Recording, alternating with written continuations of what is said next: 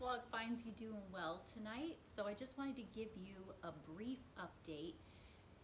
I had shared with you about in the past dealing with some censorship on Facebook. I eventually went off Facebook. I had some censorship on YouTube, and so I took my vlogs down. I decided to go ahead and restart. I've shared all of that with you. I'm now dealing with some censorship on Instagram, and so I'm essentially in Instagram jail for 90 days. So if you don't see my posts, or you only see a portion of them, or I'm not coming up in your feed, that's why. And so why am I bringing this up to you? Well, it really is a small thing in the scheme of life, right? But my concern is who it is that we censor. Why is it that things that I bring up are not okay, but you have things like Backpage, where people are selling humans? We've got pornography, we've got communist ideology, all kinds of lifestyles and propaganda that is funneled and shoved down our throats on all these platforms constantly, and I can't stand it. But I also don't complain. I may give them a thumbs down. I rarely comment. I just keep scrolling. I don't fight with people because I believe that people have the freedom of thought and freedom of expression. And that's what these platforms are for.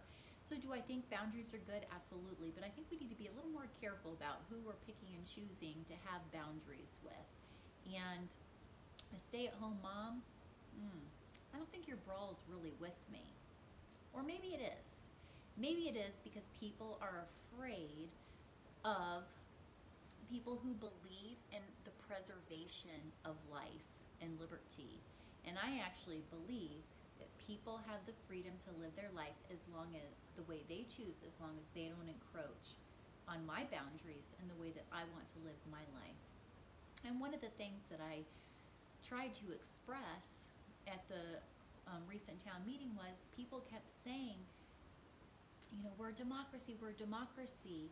And I said, no, we're actually not a democracy. We are a republic. And it's very concerning to me that we do not understand the infrastructure of the very country that we live in, our Constitution, what our rights are, and that people are not willing to defend their rights. And I've had a couple of people say to me, Susan, don't be so political, just talk about God. But the thing is that I am political, and I always have been. I just usually didn't share it in a public place. But you know what? Just like Esther was born for such a time as this, so have I been, and so are you.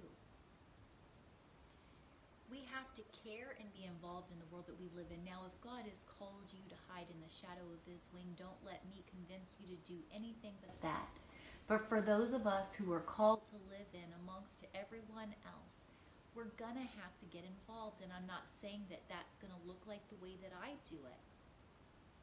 But I'm saying follow your convictions, follow God, and be involved. Because if we don't get involved, one day it could be too late.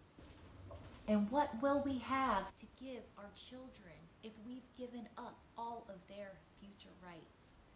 Please think about getting involved. Thank you and have a good evening. Bye. Hopefully I'll talk to you again soon.